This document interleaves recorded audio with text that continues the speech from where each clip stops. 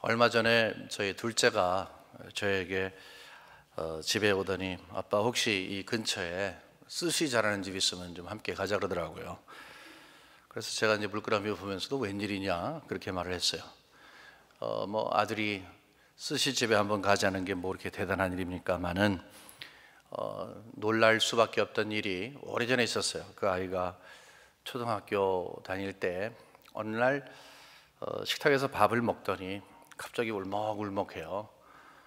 그러더니 제 아내에게 How could you do this? 그래요. How could you do this? 어떻게 이럴 수가 있냐고 물어요. 이게 뭐 뜬금없이 이게 무슨 말인가 그랬더니 뭐냐 하면 그 식탁에 반찬으로 올라온 것 가운데 생선이 있었는데 그래서 이제 통째로 이제 올라왔거든요. 그랬더니 눈을 쳐다보면서 눈을 보니까 도저히 못 먹겠다는 거예요. 얘가 자기 쳐다보고 있는 것 같다는 거예요. 그래? 그래갖고서 이제 그 냅킨을 좀 잘라갖고 눈을 이렇게 가려줬어요. 그래도 그 이후로 제대로 못 먹더라고요. 그 다음부터 생선하고는 완전히 담을 쌌어요. 그런데 오랫동안 담을 쌌던 그놈이 이렇게 스시를 먹자고 하니까 놀랬고 가니까 잘 먹어요.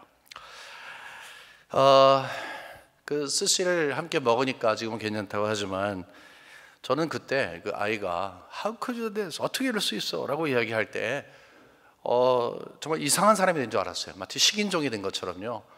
고기는 그냥 두고 보는 거라고 생각하게 된 거예요. 사람이 어떻게 물고기를 먹을 수 있을까? 이런 생각을 하게 돼요. 지금까지 그냥 먹었어요. 그냥 상관없이 먹었어요. 뭐 식탁에 얼른 눈이 있던 아가미가 있던 그냥 먹었어요.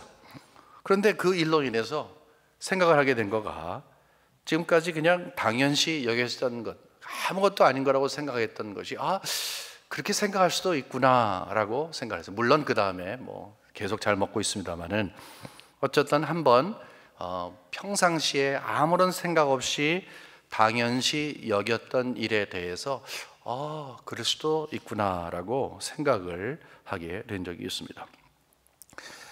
오늘 말씀을 저희들이 봅니다. 여호수아의 말씀인데 여호수아 말씀을 읽을 때마다 전에는 그냥 대충 뭐 그렇구나 당연한 것이구나 라고 생각을 했던 것인데 다시 한번 읽어보면은 다시 한번 묵상하고 생각을 하다 보면은 왜 그랬을까?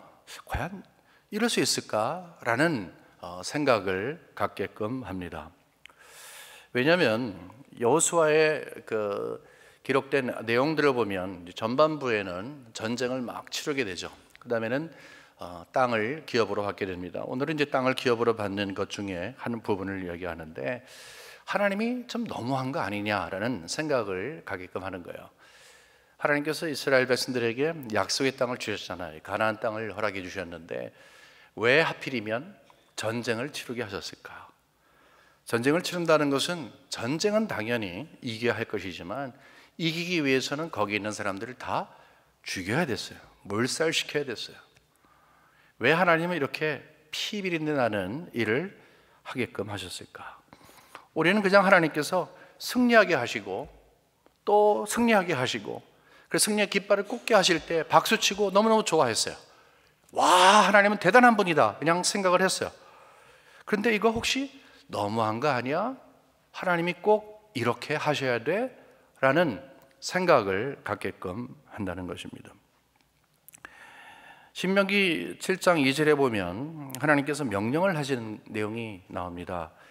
오래전에 이제 이스라엘 백성들이 약속의 땅, 이 가나안 땅에 들어가기 전에 너희들이 들어가게 되면 반드시 지켜야 한다 이런 말씀을 하시면서 내 하나님 여호와께서 그들을 내게 넘겨 내게 치게 하시리니 그러니까 전쟁하게 하신다는 것이죠. 가나안 땅에 들어갔을 때 그냥 황무지에서 개간해서 나라를 세운 것이 아니라 지금 거기에서 집을 짓고 살고 있던 사람들을 다 물리쳐서 죽여야 되는데 뭐라고 이야기하냐면 그때 너는 그들을 진멸할 것이라. 진멸할 것이라. 그들과 어떤 언약도 하지 말 것이요 그들을 불쌍히 여기지도 말 것이라. 하나님은 긍휼을 베풀어 주시고 이웃을 향해서 불쌍히 여기라고 하시는데 하나님이 하신 말씀이에요. 이스라엘 백성들이 그렇게 하기로 작정하는 것이 아니라 하나님께서 절대로 그들을 그냥 내버려 두지 마라, 불쌍히 여기지 말고 다 싹쓸이를 해라, 타협하지 말라는 것입니다. 사실 우리는 이것에 대해서 많이 익숙해 있습니다. 성경을 읽을수록 하나님께서 나름 잔인해 보입니다. 우리가 피쉬를 이렇게 두고 앞에 물고기를 두고 막 먹으면서 눈이 있던 없던 막 먹는 것처럼, 그렇죠? 근데 그것을 우리 아들이 굉장히 잔인하게 봤던 것처럼 우리는 그냥 하나님을 보면서 하나님은 원래 그러시는 분이다 라고 생각을 했는데, 다시 한번 생각하면 하나님은 정말 싹쓸이를 하시는 분이에요. 여러분, 노아 때에 하나님께서 직접 하신 말씀이에요. 내가 이 지면에 있는 모든 자들을 다 쓸어버리리라 얘기했어요. 이게 성경에 나와 있는 기록이에요.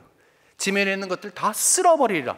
어떻게 하나님이 그러실 수 있을까? 하나님은 사랑이시고 또 하나님께서 그렇게 하셨다고 한다면은 정말 그러실까? 또 그런가 하면은 하나님이 벌하실 때도 완전히 불을 살라버셨다, 이 땅에서 무슨 다 삼키게 하셨다, 아주 극적으로 하나님께서 사람들을 대하시는 것을 봅니다. 당신이 그렇게 하시는 것은 모르겠지만 이스라엘 백성들에게 같은 것을 요구하시는 것이죠. How could you do that? 어떻게 이렇게 할 수 있을까?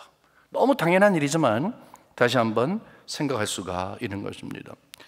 조금 전에 읽었던 신명기 7장에 보게 되면 그것으로 끝나질 않습니다. 바로 뒤에 보게 되면 그 이유를 말씀하세요. 내가 걱정하는 것이 있다. 이스라엘 백성들아, 너희들이 들어가서 이제 땅을 정복하고 살아갈 때에 단순하게 전에 있던 사람들과의 갈등이 아니라 원래 살고 있던 사람들과 새롭게 들어간 너희들 가운데 갈등이 있을까 봐 걱정해서 그들을 다 쓸어버려라라고 이야기한 것이 아니다. 타협하는 신앙을 가질까 봐 두렵다라고 이야기한 거예요. 무슨 말씀인가 하면, 너희는 나를 섬기는 백성들이잖아. 나는 너희 하나님이고 너희는 나의 백성이잖아. 나만 섬겨야 되잖아. 근데 들어가면은 그들이 우상을 섬기게 되는데, 그들이 섬기는 우상을 너희들이 섬길 수 있을까 두렵다. 그러므로 없애라. 없애라고 하는 것은요, 사실은 이스라엘 백성들에게 유익이 되는 말이었습니다. 그런가 하면 민수기 33장 55절에 보면 이런 말씀이 있습니다. 이것도 굉장히 구체적인 말씀입니다.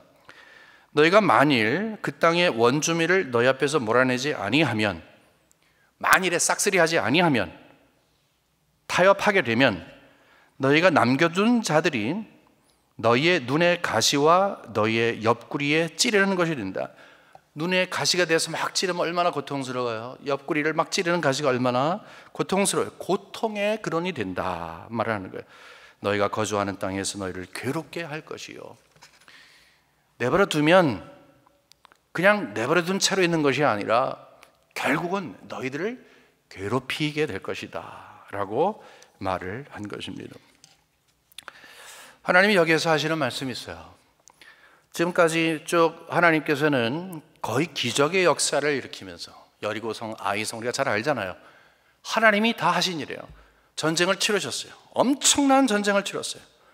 근데 거기에 승리하게 하셨어요. 이스라엘 백성들은 그냥 승리했어요. 싸우다 보니까 승리하는 거예요. 하나님이 하신 일이죠. 근데 그 다음에 것은 분배를 하면서 하나님이 하시는 말씀이 뭐냐 하면, 내가 큰 일은 치렀다. 근데 이제는 너희가 할 일이 있다. 무슨 말인가 하면은, 나를 신앙하는 너희 백성들아, 내가 할 일이 있는가 하면 네가 할 일이 있다. 너희 자신들이 할 일이 있다. 이렇게 말을 하고 있는 것입니다. 그렇습니다. 하나님이 하시는 일이 있는가 하면 저희들이 할 일이 있습니다. 약속의 땅은 우리의 신앙과 아주 밀접한 관계가 있습니다. 여러분, 예수님을 믿는 것은 무엇입니까? 이스라엘 백성들이 40년의 광야 생활을 다 마친 다음에 요단강을 건너서 약속의 땅에 들어가잖아요. 그림을 그려보세요. 40년의 황무지와 같은 것, 그걸 치르다가 결국은 강을 건너서 약속의 땅, 젖과 꿀이 흐르는 땅에 갔어요. 지금 여기에서 전쟁을 치르고 분배를 받고 있습니다.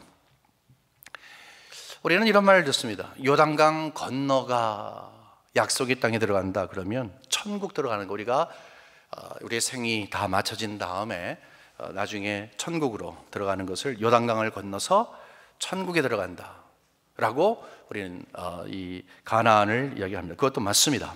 하지만 그것은 지금 현재 이 땅에서 우리가 살면서 광야와 같은 세상, 하나님 없는 생활 가운데에서 우리를 건져내사 요단강을 건너게 하시고 그리스도와 함께 죽고 사는 그런 과정을 거쳐서 영적인 하나님의 땅 가운데 거하여서 이 땅에 살아가면서 영적인 가나안에 살아가는 모습을 저희들에게 시사하고 있는 것입니다. 우리가 구원을 받았다는 것은 구별된 거예요. 세상 사람들과 구별된 거예요. 요단강을 건넌 사람은 구별된 거예요. 우리는 구별된 사람들이라고 하는 것입니다. 우리 신앙생활이라는 것은 무엇인가? 하나님께서 큰 일을 치르셨어요. 얼마나 큰 일을 치르셨습니까? 하나님은 우리를 기적의 역사를 통해서, 예수 믿는 것처럼 기적이 어디 있습니까? 우리는 예수를 믿게 됐어요. 세상 사람들은 아직도 우리를 이해하지 못해요. 그러나 우리는 구별된 삶을 살고 있어요. 하나님께서 요단강을 건너게 하셨어요. 그리고 약속의 땅에 들어오게 하셨어요. 우리는 그리스도의 품 안에 살아가고 있습니다. 그런데 이 큰 일을 행하신 우리 주님께서 저희들에게 요구하시는 것이 있다는 거예요. 내가 할 일을 했으니 이제는 네가 할 일을 하라 하는 것입니다. 이스라엘 백성들이 전쟁을 치르신 하나님의 은혜를 경험한 다음에 땅 분배를 받은 그 과정 속에서 그 지역에 있던 사람들을 몰아내야 했었습니다. 우리는 하나님의 은혜로 예수 그리스도를 우리의 기업으로 받았습니다. 하나님 자신이 우리의 기업입니다. 그런가 하면 하나님께서 우리를 기업으로 여기십니다. 너는 내 것이라 말씀하고 있습니다. 무슨 말입니까? 말도 되질 않습니다. 왜 말이 되질 않습니까? 왜냐하면 우리는 우리의 주인이기 때문에 그래요. 하지만 하나님께서 저희들에게 눈을 열어주세요. 어떤 눈을 열어주십니까? 전에는 나의 것인 줄 알았던 나의 모든 것들이 다 결국은 하나님의 것인 것을 고백하게끔 되는 거예요. 이 생명이 내 것인 줄 알았는데 하나님의 것이에요. 그래서 그것을 하나님께 드립니다. 정복해 나가는 거예요. 내가 가지고 있는 생명과 내가 하나님께서 가진 자녀와 건강과 재물과 모든 것들이 다 내 것인 줄 알았어요. 근데 그것을 하나하나씩 정복해 나가서 하나님이 통치하시는 곳으로 우리가 그 사명을 감당해야 한다는 것이죠. 그것은 그리스도 안에서 기업을 얻은 저희들이 하나님께서 요구하시는 일이기 때문에 당연히 해야 한다는 것입니다. 이 과정 속에서 이스라엘 백성들에게 요구하신 것처럼 내가 가나안 땅에 들어갔을 때 타협하지 마라. 거기에 살고 있던 모든 것들을 완전히 싹쓸이 해라 라고 하신 것은 우리가 신앙생활을 하면서 자칫 잘못하면 우리의 구습과 우리의 정욕과 우리의 세상적인 생각을 이전에 예수 믿던 그 모습을 싹쓸이 하지 아니할 때에 자칫 잘못하면 그때 섬겼던 그 우상, 세상적인 것이 우리의 중심으로 놓아져서 하나님으로 진정한 유일한 하나님으로 삼고 경배하며 신앙하는 모든 것에 결국은 방해를 받아서 다시 세상적인 신으로 하나님을 여기고 그러한 신앙생활을 할까 두렵다는 것입니다. 여러분 아마 이런 말씀 들어보셨을 거예요. 새 술은 새 푸대. 무슨 말입니까? 우리는 새롭게 된 사람들이에요.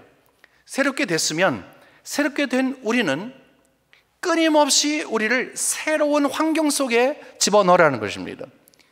아무리 음식을 깨끗하고 정갈하게 정말 맛깔나게 한다 할지라도 그릇을 제대로 깨끗하게 씻은 것에 담아야 하는 것입니다. 금에 담지 않아도 되고 은그릇 보석에 담지 않아도 됩니다. 깨끗하게 씻어진 나무 그릇도 좋고 심지어는 종이 그릇도 좋습니다. 거기에 담으면 됩니다. 하나님께서 우리에게 풍족한 것으로 기업으로 우리에게 주시는데 그것을 담는 우리, 그래서 그것을 영역을 넓혀가는 우리에게 숙제가 있다는 것입니다. 과연 나는 하나님께서 나에게 요구하시는 바 이제는 하나님을 나의 하나님으로 모시고 나의 하나님으로 정말 나의 하나님으로 모시고 그 하나님을 나의 유일한 하나님으로 모시고 살고 있는가? 그러기 위해서 내 땅에서 내가 정복해야 하는 내 시간도 물질도 내 자녀도 나의 건강도 모든 것이 다 하나님의 것입니다 라고 해서 정복해서 드릴 수 있는 그런 믿음이 있냐는 거예요. 타협하지 말라는 거예요. 이 일을 할 때 타협하지 말라는 거예요. 전에 살았던 모습 가운데 만일에 우리의 마음속에 뿌리를 자르지 아니하면 다 싹쓸이 하지 아니하면 그것이 우리 눈에 그리고 옆구리에 가시가 되어서 우리를 가만두지 않게 한다는 것입니다. 여러분, 잔소리가 아니죠. 유익이 되는 말씀인 것이지요. 어떤 것이든지 큰 문제는 큰 성공을 한 다음에 일어나고 있습니다. 큰 성공을 한 다음에 큰 문제가 일어납니다. 왜 그렇습니까? 방심하기 때문에 그렇습니다. 지금 이스라엘 백성들은 승리에 취해 있었습니다. 전에 싸워보지도 못했던 그런 싸움들을 싸웠어요. 뭐야? 승리하는 싸움을 싸웠어요. 가는 곳마다 이런 일이 있을 수 있는가, 뭐라도 된 줄 알았습니다. 그런데 정작 문제가 되는 것은 그 다음이었었어요. 여호수아가 앞쪽은 전쟁이고 뒤쪽은 땅을 분배하는 거라고 했잖아요. 땅을 분배할 때 그 승리케 하신 하나님을 앞세워서 그분의 마음을 알아서, 그분의 의도를 잘 알아서 그렇게 실천해야 하지만 그러지 못했다는 것입니다. 방심한 것입니다. 우리도 예수 그리스도를 믿는 그 자체는 엄청나게 대단한 일입니다. 하지만 예수를 믿는 그 자체가 끝나는 것이 아니에요. 예수를 믿는다, 나의 하나님으로 고백하고 나의 구주로 고백한다, 그것으로 끝나는 게 아닙니다. 누가 떠먹여주지를 않는다는 거예요. 그 다음부터는 나의 삶의 영역을 하나님의 영역으로 바꿔가야 되는 것입니다. 어떻게 하든지 무슨 수를 쓰든지 내 마음속에 있는 하나님이 원치 아니하시고 우리도 원치 아니하는 그것을 쓸어 버려야 하는 것입니다. 방심하지 않아야 한다는 것입니다. 오늘 땅을 분배할 때 므낫세 지파의 땅을 분배합니다. 므낫세는 여러분 아시다시피 요셉의 아들이에요. 12지파 이야기하면 야곱의 아들들 이제 12 이렇게 생각을 해야 되는데, 원래 야곱의 아들 다 있는데 거기에 이제 요셉이 들어가야 돼요. 근데 요셉을 빼고 요셉의 아들 2명을 집어넣었어요. 그러니까 요셉의 아들 2사람, 이 므낫세와 에브라임은 삼촌들과 함께 12지파를 이루게 됩니다. 요전에 한번 말씀드렸어요. 그런데 여러분, 특징이 뭐라고 그랬습니까? 장자가 있고 그 다음에 차자가 있어요. 장자가 므낫세입니다. 그러면 당연히 장자 위에 할아버지가 손을 얹고 축복을 하고, 또 이 차자 위에 이렇게 왼손을 갖고 되는데 이렇게 엇갈리게 했어요. 그러니까 이 동생에게 형의 복을, 그 다음에 이 형에게 동생의 복을 주었습니다. 그러니까 아버지가, 요셉이 굉장히 답답했어요. 왜 그러십니까? 그랬더니 내가 안다, 내가 일부러 그렇게 한다 말했습니다. 요셉은 이 므낫세를 굉장히 사랑했습니다. 그 이유가 있어요. 므낫세라고 하는 이름이 이제 잊어버렸다고 하는 것은 어떤 그 상실감을 가졌다 그런 의미라기보다는, 지금까지 형들한테 팔려서 요셉이 얼마나 고생을 많이 했어요. 그렇죠? 이민 생활한 거죠. 언어도 다르고 문화도 다른 곳에 가서 혼자 살면서 얼마나 고독했겠어요. 때때 옷 입고 색동 옷 입고 살다가 시커먼 남루한 거지 옷 입고 나중에는 결국은 감옥에 들어가기도 하고 억울한 일을 당하고, 여러분은 모든 과정이 있었지만 이제는 성공했어요. 애굽의 총리가 됐어요. 아이를 낳았어요. 므낫세다.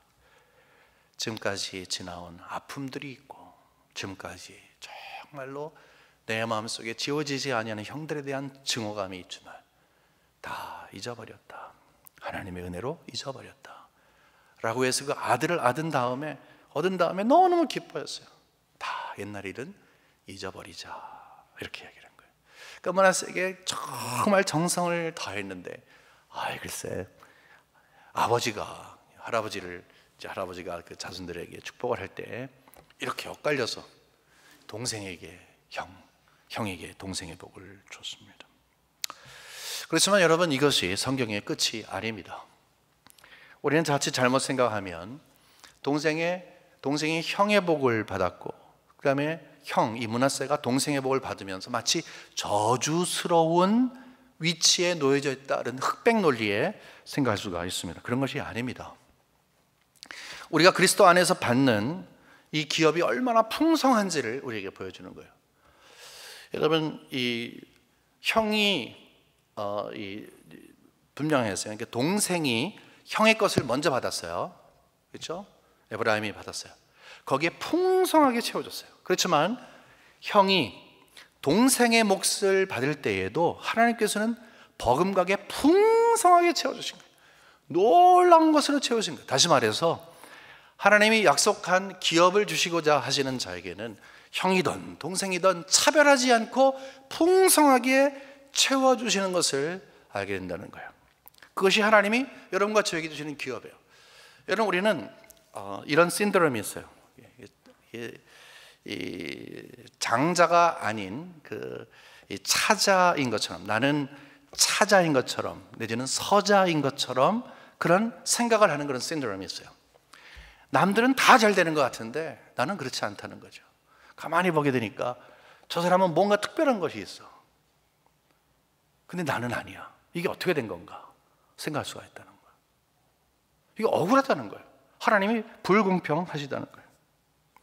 그런 생각은 누구나 다 했어요. 아주 빌딩이 몇 개 있고 큰 기업을 하는 그 사람도요, 자기보다 더 큰 0.1%라도 더 큰 사람이 있으면은 거기에 대해서 부러워하는 거예요. 거지가 조금 더 좋은 자리에 있으면 그 사람의 질투를 받는 거예요. 우리가 봤을 땐 거기나 똑같은데 그것이 우리라는 것입니다. 우리의 모습인 거예요. 그러나 하나님의 입장에서는 그렇지 않다는 거예요. 그리스도 안에서 우리에게 기업을 풍성하게 허락하신다. 우리가 가지고 있는 모든 것들을 풍성하게 허락하신다. 여러분, 정말 풍성하다는 것은 우리가 생각하는 쫀쫀한 그것이 아니라는 것입니다. 우리가 잘못 생각하고 있는 것이고 하나님을 오해하는 것뿐이지, 하나님이 우리에게 당신을 보여주시고 정말로 사랑하게 할 때는 형이나 동생이나 정말 풍성해 주시는 것처럼 우리 모두에게 풍성해 주신다. 그뿐만이 아니라 여기 보면 3절에 이런 말씀이 있어요. 헤벨의 아들 길르앗의 손자 마길의 증손 므낫세의 현손 슬로브앗이 아들이 없고 딸뿐이요 라고 했어요. 근데 딸뿐이요라고 하면서 쭉 읽어보게 되면 뭐냐면은, 원래는 아들이 있어야 하나님께서 이제 복을 허락해 주셨는데, 그래서 이제 그 동양사고로서 이제 아들이 있던 것이 굉장히 중요했어요. 근데 딸만 5이 있었던 사람이 있어요. 슬로브앗입니다. 그런데 모세 때 항변을 했어요. 우리 아버지가 잘못한 것도 아니고 그랬는데 우리에게도 기업을 주세요 라고 했을 때 하나님께서는 그 기업을 허락해 주셨다는 것입니다. 사실은 그때 당시에 사회적으로 봤을 때는 주지 않아야 할 것도 하나님은 뛰어넘으시고 기업을 주셨다는 것입니다. 뭘 이야기하는 거예요? 풍성하게 주시는 것도 굉장히 풍성히 주시지만 편견 없으시고 골고루 주신다 하는 것입니다. 우리 사회 입장에서 봤을 때는 좀 고하가 있어요. 그렇죠? 좀 높은 사람이 있고 낮은 사람이 있고 많이 있고 적은 사람이 다 있어요. 우리가 그런 충분하게 우리가 다 알고 있습니다. 그러나 그리스도 안에서는 이러한 것이 없다 하는 것입니다. 그리스도 안에서는 그냥 하나님의 자녀라고 하는 거예요. 그뿐만 아니라 우리가 사도행전에 보게 되면 성령이 너에게 임하면 이라고 하면서 우리가 어떤 역사가 있는가 하면 성령이 임할 때 여자나 남자나 종이나 자유자나 나이 드신 분이나 젊은 자에게 상관없이, 이거는 말이 안 되는 일이에요. 그때 당시 사회에서는 편견을 가지고 우리가 바라보지 아니하면 도저히 이해가 되지 아니하는 거예요. 그때 당시에는 이런 일이 있을 수가 없었던 일이에요. 그런데 모두가 다 평등하다, 공평하다라고 하는 그런 개념으로 우리가 이해를 해야 된다는 거예요. 그것이 그리스도께서 그의 피의 공로가 얼마나 대단한 것인지 우리가 봤을 때는 나는 왜 이러지? 라고 생각해도 하나님께서 우리에게 베풀어 주시는 십자가로서의 새롭게 하시는 그 은혜는 여전하고 여상하고 우리가 부러워할 것이 하나도 없고 우리에게 가장 적절한 은혜를 베풀어 주신다는 것입니다. 그것을 믿는 것이 우리의 신앙인 것입니다. 여기서 중요한 것은 기대감을 가지라는 것입니다. 타협하지 말라는 것은 자칫 잘못하면 하나님께서 이렇게 풍성한 것으로 그리고 골고루 주시는데 불안한 거예요. 불안감을 갖고 있는 거예요. 정말 그럴까? 하나님이 정말 그런 분이실까? 하나님을 의심하게 되는 것입니다. 기대감을 갖는다는 것은 신뢰를 한다는 거예요. 내 형편과 사정과 상관없이 하나님께서는 하나님이 풍성하게 나에게 베풀어 주실 것을 믿습니다 라고 우리가 정말로 하나님 앞에 고백할 수 있다면 그것은 하나님을 신앙하는 것입니다.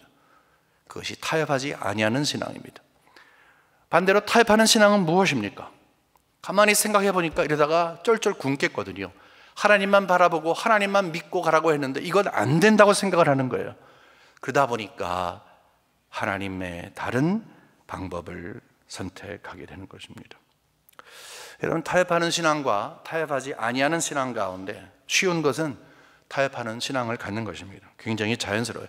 나는 타협 안 해, 타협 안 해, 안 해, 안 해 라고 생각해도 나도 모르게 타협하고 있는 거예요. 그것이 현실입니다. 본문의 12절, 13절을 보면 이런 말씀이 있어요. 그러나 이런 그 풍성한 기업을 받은 므낫세 자손이 그 성읍들의 주인을 쫓아내지 못하매 용기가 없었던 거죠. 가나안 족속이 결심하고 그 땅에 거주했더니 이를 악물고 있으니까 감히 도전을 하지 아니하는 거예요. 이러면서 뭐예요? 하나님은 쫓아내라, 싹쓸이 해라 그러는데 주저하는 것입니다. 13절에 보게 되니까 이스라엘 자손이 강성한 후에야 가나안 족속에게 노역을 시켰고 다 쫓아내지 아니하였더라. 결국은 쫓아내지 않았습니다. 하나님께서 말씀하시기를 쫓아내라. 그러지 않으면 내 눈과 옆구리에 가시가 될 것이다. 자칫 잘못하면 그들이 섬기는 우상을 섬길 수 있지 않겠느냐. 그러므로 쫓아내라 라고 했는데 그렇게 하진 않았습니다. 타협을 한 것입니다. 여러분, 타협하지 아니하는 것보다 타협하는 신앙이 더욱더 쉽습니다. 근데 더 큰 문제는 뭐냐면 타협하면서도 타협하는 신앙이 문제가 없다고 생각하는 것은 정말 큰 문제입니다. 내가 타협을 하는 것에 대해서 안타까워하고 가슴 아파하고 이러면 안 되지라고 생각하면 그래도 신앙이 살아있는 거예요.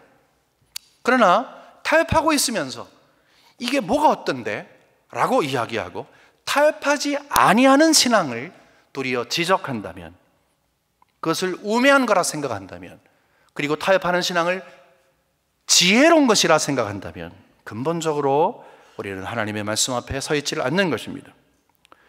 여러분, 유다 백성들이 분배를 받았습니다. 여호수아 15장 63절에 보면 그 앞쪽에 있던 거예요. 앞 사건에서 예루살렘 주민 여부수 족속을 유다 자손이 쫓아내지 아니하였으므로 여부수 족속이 오늘까지 유다 자손과 함께 예루살렘에 거주하니라. 큰일 난 거죠. 유다 족속도 똑같이 했어요. 땅을 분배받았는데 쫓아내라고 했는데 쫓아내지는 않았어요. 또 에브라임 족속도 마찬가지예요. 그 동생 에브라임 족속도 마찬가지예요. 여호수아 16장 10절에 보게 되면 그들이 게셀에 거주하는 가나안 족속을 쫓아내지 아니하였으므로 가나안 족속이 오늘까지 에브라임 가운데 거주하여 노역하는 종이 되니라. 이 종을 사용해야 되는데 편한 것을 생각을 하니까 이놈들을 사용하면 되겠구나. 하나님께서 쫓아내라고 하는 것을 잊어버리고 그들을 사용해서 노동력을 빌린 것입니다. 유다도 그렇게 하고 자손도 그렇게 하고 에브라임 자손도 그렇게 하는데 결국은 이렇게 하는 것이죠. 므낫세 지파 사람들이 What's wrong? 뭐가 이상하냐는 거야. 다들 그렇게 하는데 이것은 정상적이 된 것입니다. 타협을 하는 그 자체가 문제시 되지 아니하는 것은 정말로 큰 문제였습니다. 여러분, 살다 보면 타협도 필요합니다. 두 사람이 의견이 대립을 할 때에 그 어떤 의견이 대립되는 그 주제가 옳고 그런 걸 떠나서 대립을 포기하기 위해서는 타협을 할 수 있습니다. 그것은 양보이죠. 끝까지 이야기하면 될 것 같은데, 끝까지 싸우면 될 것 같은데 그냥 양보하지. 이게 뭐예요? 타협하는 것입니다. 그것은 굉장히 지혜로운 것입니다. 그건 뭐예요? 이슈보다도 그 사람이 중요한, 관계가 더 중요한 것입니다. 여러분, 관계가 중요한 것은 이 시대에 굉장히 필요한 것입니다.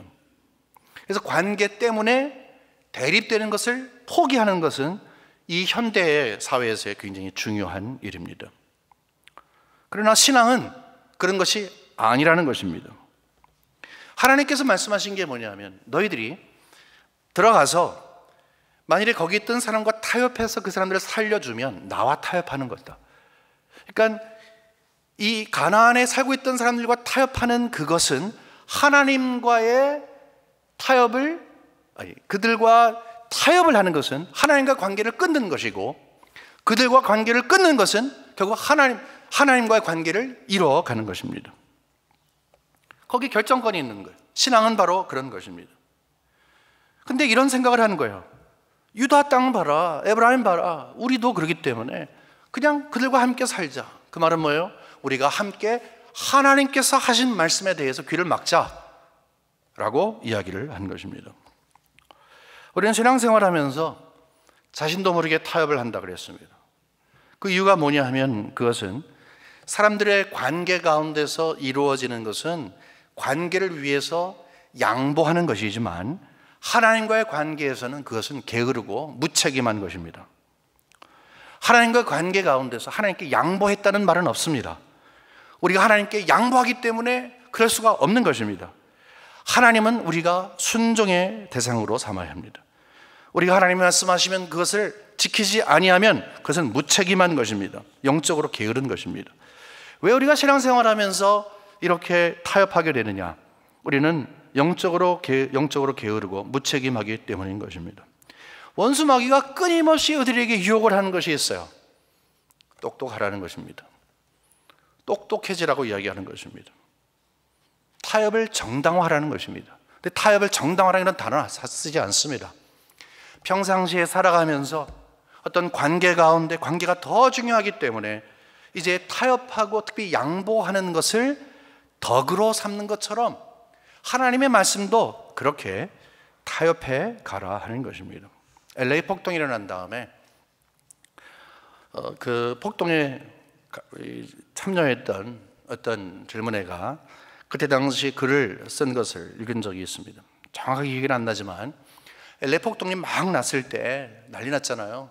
상점들을 부수고 약탈을 하고 불을 지르고 막 그럴 때 이 평상시에 착하게 지내던 이 친구가 가만히 있다 보니까 모두가 들어가서 막 유리창을 부수고 들어가서 막 갖고 오는 거예요. 보니까 부러운 거예요. 모두가 다 그렇게 하는 거예요. 안 하는 사람이 없는 거예요. 자기는 그런 사람이 아닌데 특별히 자기가 좋아하는 한국 아저씨 그 전기 상품을 파는 곳에 자기가 들어갈 거라는 생각을 하질 않았는데 사람들이 막 들어가고 막 들고 나오는 걸 보니까 갑자기 흥분을 해서 본인도 들어가서 거기서 훔쳐나왔다는 거예요. 근데 시간이 지나면서 보니까 내가 왜 이러지?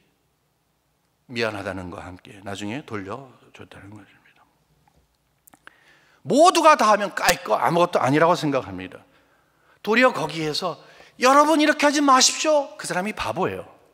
모두가 다 그렇게 하는데 모두가 다 환경 때문에 그렇게 하지 않아야 될 것을 그렇게 하면서 마치 그것이 정상적인 것이라 생각을 할 때에 정당화할 때 그들이 우리 돈을 뺏어갔잖아, 저들은 부자이잖아, 별말을 다 하면서 저들이 우리들에게 돌려준 게 뭐가 있어?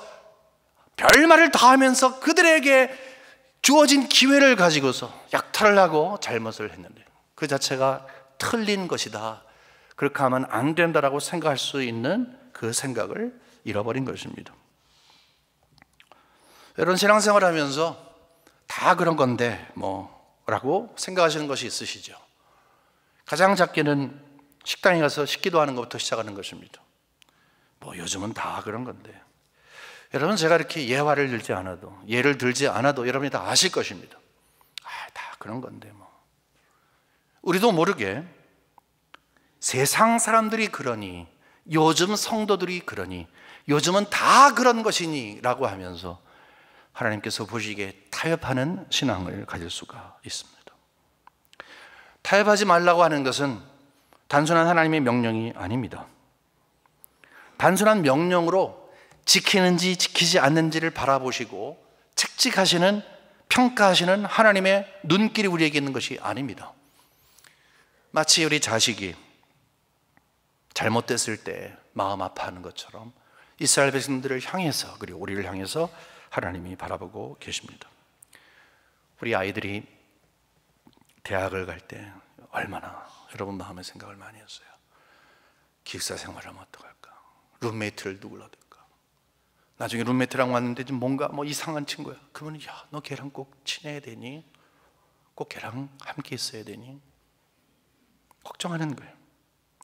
친구 하나 사귀는 것도 부모의 심정은 굉장히 조바심이 나는 거예요. 하물며 이 세상 살아가면서 혹시나 이전에 있었던 세상적인 것들을 포기하지 않고 다시 타협하는 신앙 그것을 정상적으로 생각할까? 두려워하는 것은 하나님 아버지의 우리를 향한 사랑이 아니겠습니까? 그것도 그렇지만 평생토록 모은 재산을 여러분 자녀들에게 줬다고 생각해 보세요. 혹시나 이것 사기당하면 어떡할까? 혹시나 이거 탕진하면 어떻게 할까? 혹시나 이거 라고 하면서 얼마나 조심스럽게 그것을 줍니까? 하나님이 우리에게 주시는 것은 작은 것 아니에요. 그냥 쓸데없는 것 아니에요. 풍족한 거예요. 귀한 거예요. 그거 주시면서 이거 누려야 하는데, 아름다운 음식, 좋은 음식, 맛있는 음식을 좋은 그릇에 담아야 되는 것처럼 이 마음 그릇이 좋아야 되는데, 영역을 넓혀가야 하는데, 타협하지 말아야 하는데 라는 생각을 갖게 되지 않겠습니까? 여러분은 어떠십니까? 초대교회에 박성춘이라는 장로가 있었습니다. 6번째 세워진 한국교회의 장로였는데 출신이 백정이었습니다. 양반으로 구성된 자그마한 교회에 이 백정이 투표로 장로가 되니까 이 양반들이 난리가 났어요. 어떻게 우리가 저렇게 나가서 교회를 세웠어요. 장로교회였는데 거기에도 끄떡없이 그 자리를 지키며 하나님을 섬겼어요. 그런데 이야기는 거기서 끝나지를 않습니다. 그의 아들이 있었는데 박서양이라고 하는 분이에요. 아버지가 그 아들에게 신앙교육을 제대로 시켰어요. 그리스도 안에서 새로운 정체성이 된 것을 이야기했어요. 그래서 결국은 의학을 공부시켜서 여러분 잘 아시는 재중원 제1회 졸업생이 됐어요. 7명 가운데 한 사람이 됐어요. 고종한 황제를 치료하는 사람이 됐어요. 의사가 되는 거예요. 학생들을 가르치게 됐어요. 독립운동도 했어요. 하지만 장로교 성도로서 너무 봉사도 많이 했어요. 학생들이 조소하며 이랬습니다. 백정인 주제, 백정인 주제. 여러분 피로 봤을 때는 백정이죠.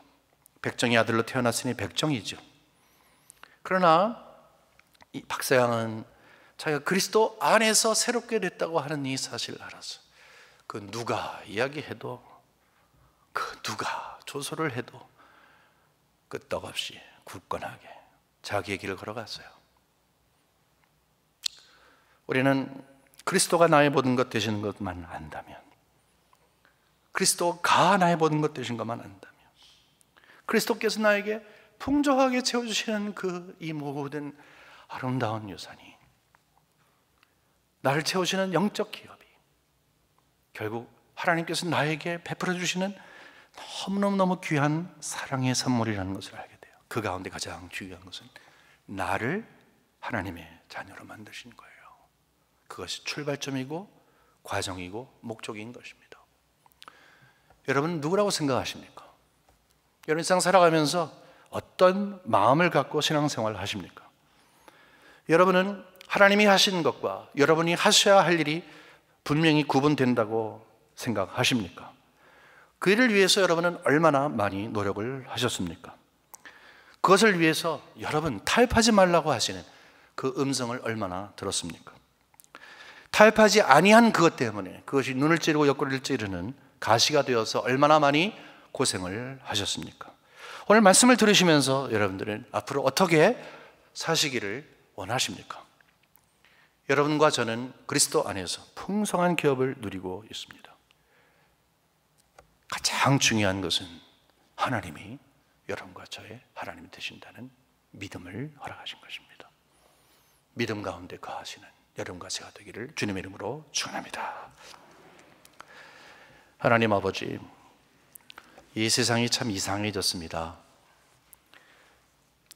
하나님이 말씀하시는 그 자체가 생명력이 있고 그것이 신앙의 기준이어야 되는데, 이상하게 하나님 말씀 외에 다른 것들이 경험이나 아니면 대단한 인물이라 생각하는 사람들이 말하는 것이 하나님의 말씀을 대신하고 있습니다. 하나님, 우리 자신들